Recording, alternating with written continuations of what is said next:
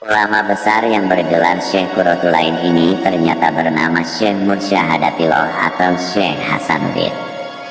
Beliau adalah seorang yang arif dan bijaksana dan termasuk seorang ulama yang hafiz Al-Quran serta ahli qiraat yang sangat merdu suaranya. Syekh Qurro adalah putra ulama besar Mekah, penyebar agama Islam di negeri Champa atau Kamboja yang bernama Syekh Yusuf Siddiq. Dan ternyata masih merupakan keluarga besar Asmat Khan, karena ayah Syekh Yusuf Siddiq ternyata Sayyid Hussein Jamaluddin Jumadil Kubro. Sayyid Yusuf Siddiq sendiri ibunya adalah Putri Linan Cahaya binti Raja Sangtawal atau Sultan Baki Shah atau Sultan Bakiuddin Shah dari negeri Malaysia. Putri Linan Cahaya ini dalam kitab ensiklopedia Nasab Al-Husaini dan juga situs Madawis melahirkan 3 orang anak, yaitu Pangeran Pebahar Fadal atau Sunan Lembayung, Sunan Kramasari atau Sayyid Sembahan Dewa Agung, dan Syekh Yusuf Siddiq. Ibu dari Sayyid Yusuf Siddiq ini adalah istri ketiga dari Sayyid Hussein Jamaluddin Jumadil Kubro.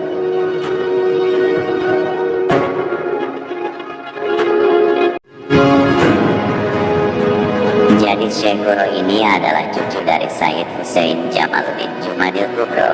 Artinya beliau adalah keluarga besar Wali Songo. Adapun nasab Syekh Qurro berdasarkan kitab nasab yang disusun oleh Al-Alama Sayyid Bahruddin Asmat Khan Al-Hafiz dan Sayyid Sohibul Farunji Asmat Khan, penerbit Madawis, edisi tahun 2014, adalah sebagai berikut. Muhammad Rasulullah Shallallahu Alaihi Wasallam, Fatimah Az-Zahra, Husain Asyibdi, Ali Zainal Abidin, Muhammad Al-Bakiro, Ja'far As-Sodiq, Ali Al-Huraidi, Muhammad An-Nakib, Isa Ar-Rumi, Ahmad Al-Muhajiri, Ubaidillah, Alwi Al-Awal, Muhammad Sohibus Soma, Alwi Asani, Ali Koli, Kosami, Muhammad Sohib Marbat, Alwi Amul Faqih, Abdul Malik Asmat Khan, Abdullah Amir Khan, Sultan Ahmad Shah Jalaluddin, Hussein Jamaluddin Jumadil Kubro, Syekh Yusuf Siddiq, dan Syekh Hasanuddin atau Maulana Hasanuddin Champa atau Syekh Qurro Asmat Khan. Pada waktu kedatangan beliau di tanah Jawa, terutama kawasan Jawa bagian barat, saat itu belum ada istilah barat, tengah, ataupun timur.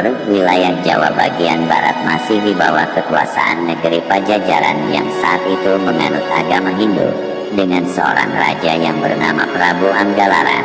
Kekuasaan Raja Pajajaran tersebut meliputi wilayah Karawang dan juga sekitarnya.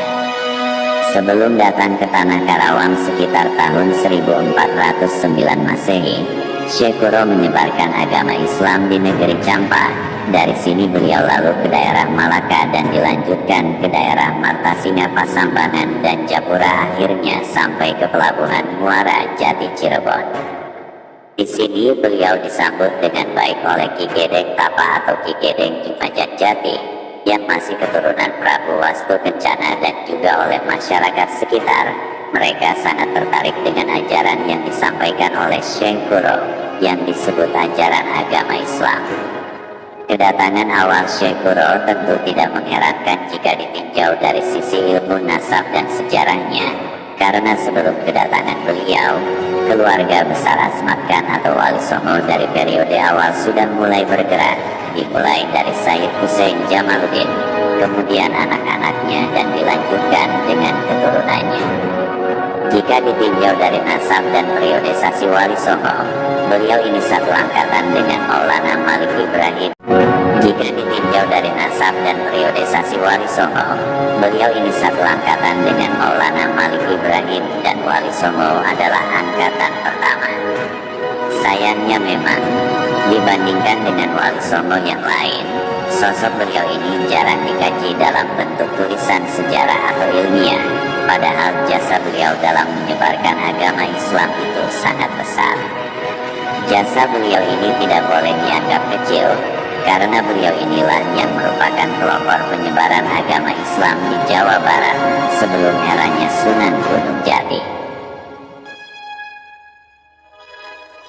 Sebelum kedatangan Syekh Qurro, dapat dikatakan penyebaran Islam belum sporadis. Namun sejak kedatangan Syekh Kuro ini, Islam mulai mendapat tempat di hati rakyat. Demikian pula, penyebaran agama Islam yang disampaikan oleh Syekh Kuro di tanah Jawa bagian barat ini rupanya sangat mencemaskan Raja Pajajaran yaitu Prabu Anggalaran, sehingga pada waktu itu penyebaran agama Islam dengan titahnya harus segera dihentikan. Perintah dari Raja Pajajaran tersebut dipatuhi oleh Syekh Kuro yang memang pendekatan dakwahnya sangat persuasif. Namun kepada utusan dari Raja Pajajaran yang mendatangi Syekh Kuro mengingatkan kepada utusan tersebut untuk kemudian disampaikan kepada Raja Pajajaran.